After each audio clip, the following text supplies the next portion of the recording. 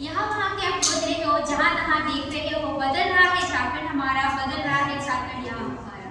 आज भी यहाँ उपस्थित महाविद्यालय के सभी शिक्षक वृंद, यहाँ उपस्थित मेरे भाइयों एवं बहनों, आप सभी को मेरी ओर से सुप्रभात। मेरा नाम मीनू हुजूर है। मैं आप लोगों के सामने झारखंड राज्य का निर्माण क्यों हुआ और झारखंड ने किस प्रकार अपने सपनों को साकार किया, इसके बारे में अपने विचार आप लोगों के सामने प्रस्तुत करना चाहती हूँ। झारखंड राज्य का निर्माण 15 नवंबर 2000 ईस्वी को बिहार के दक्षिणी इलाके से अलग होकर भारत के 28वें राज्य के रूप में हुआ। झारखंड राज्य का निर्माण इसलिए हुआ क्योंकि यहाँ के आदिवासी तथा स्थानीय लोगों को ये लगने लगा कि उन्हें अपने अधिकार नहीं मिल रहे हैं और उनके साथ लगातार शोषण किया जा रहा है। लाखों वर्षों से ये देख रहे हैं कि उनके साथ उत्पीड़न, शोषण इत्यादि हो रहा है, जिसके कारण कि उन्हें अपनी भूमि संसाधन पर कब्जा करना पड़ रहा है, जिसके कारण उन्हें ये लगने लगा कि अब अगर हमारे पास जंगल ही नहीं रहेंगे, हमारे पास जमीन ही नहीं रहेंगे, तो किस प्रकार हम अपने देश का, अपने राज्य का संचालन करेंगे। इस प्रकार यहाँ के स्थानीय लोगों तथा स्थानीय जातियों ने, आदिवासी जातियों ने झारखंड राज्य का निर्माण करने का सोचा। झारखंड राज्य का निर्माण आज से नहीं बड़े 100 सालों से है। झारखंड राज्य के निर्माण लगभग 1912 ईस्वी से लेकर 2000 ईस्वी तक चलता आ रहा है। झारखंड राज्य के निर्माण में हमें बहुत सारे नेताओं ने अपना महत्वपूर्ण योगदान दिया, जिसमें कि जयपाल सिंह मुंडा, बिरसा मुंडा और शिबू सोरेन जैसे महान नेताओं ने अपना महत्वपूर्ण योगदान दिया।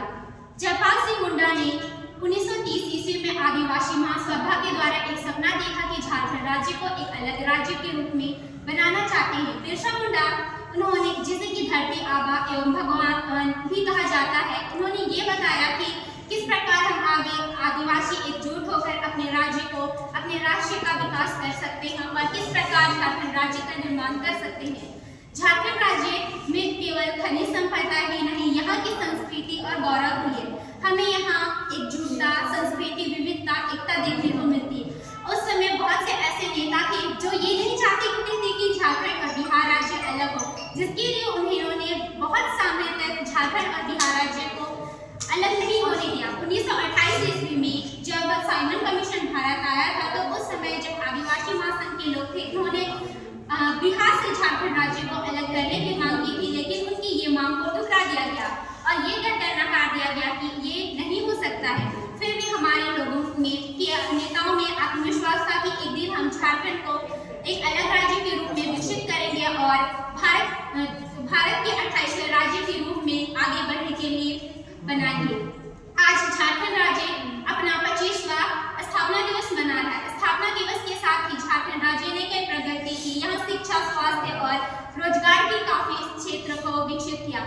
यह वर्तमान समय में ये देखते हैं कि झारखंड के जो मुख्यमंत्री है हेमंत सोरेन, उन्होंने लड़कियों की शिक्षाओं के लिए तथा वे आगे बढ़ सके, इसके लिए उन्होंने महिला सम्मान योजना जैसी कई योजनाएं चलाई है और हमारे झारखंड राज्य का विकास किया है। झारखंड राज्य का विकास तो अभी पूरी तरह से सफल नहीं हुआ है, लेकिन आगे सफल होने के कगार पर है और वर्तमान समय में हम ये चाहते हैं कि झारखंड के जितने भी नक्सलवाद क्षेत्र है, ग्रामीण क्षेत्र, वहाँ पे सड़कें, बिजली और शिक्षा का अभाव रहता है और बहुत जल्द ही वहाँ देखने को मिलता है कि वहाँ की महिलाओं का विवाह बहुत कम उम्र में कर दिया जाता है। तो आने वाले समय में हम झारखंड को एक ऐसे राज्य के रूप में देखेंगे जहाँ शिक्षा हो, स्वास्थ्य हो, इत्यादि हो और झारखंड राज्य अपने लिए एक सफल रोजगार का निर्माण करे। झारखंड राज्य आज का जागरूक होने के लिए सबसे पहले हम सभी को ये जानना जरूरी है कि जब तक हम जागरूक नहीं होंगे, अपने आसपास के लोगों को जागरूक नहीं करेंगे, तो वो झारखंड राज्य सफल नहीं होगा। और बिरसा मुंडा की सबसे बड़ी एक देन है हमारे झारखंड राज्य के लोगों के लिए कि CNT जो एक्ट उन्होंने किया है, जिसके कारण कि आज भी हम अपनी जमीनों को रक्षा कर सकते हैं। तो आज हम सभी आदिवासियों को, झारखंड के निवासियों को यह शपथ करनी चाहिए कि हम अपनी भूमि का संरक्षण करें और किस तरह अपनी भूमि का संरक्षण करेंगे। आगे जब तक हम अपनी भूमि का संरक्षण नहीं करेंगे, अपनी झारखंड राज्य का विकास नहीं होगा। तो आज हम मिलकर ये सब शपथ लें कि झारखंड राज्य के विकास के लिए हम उनकी भूमि को सुरक्षित करना चाहूंगी। इतना ही कहकर मैं अपनी वाणी को विराम देती हूँ।